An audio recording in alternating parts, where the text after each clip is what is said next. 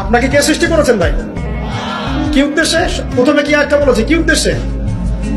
আমাকে আল্লাহ পাঠিয়েছেন দুনিয়াতে নামাজ পড়তে, রোজা রাখতে, দিনের প্রচার করতে, দিনের জ্ঞান অর্জন করতে, এই তো। তা আমি একজন মেয়ের জন্য জীবন নষ্ট করে দিব কেন? আমি তাহলে আল্লাহর কাছে কি মুখ দেখাবো আর নবীর কাছে কি মুখ দেখাবো?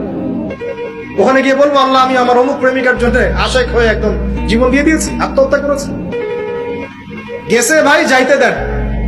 যে ব্যক্তি আপনার অবস্থানকে মূল্যায়ন করে নাই সে আপনার যোগ্য ছিল না।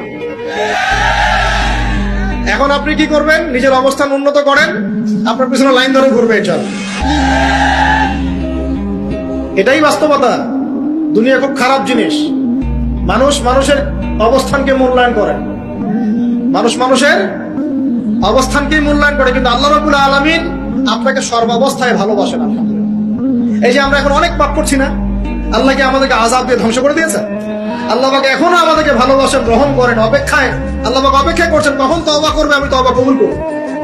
এই কখন আমার বান্দা খালি একবার বলে আস্তাগফিরুল্লাহ, আল্লাহ পাক সাথে সাথে মাফ করে দিয়েছেন।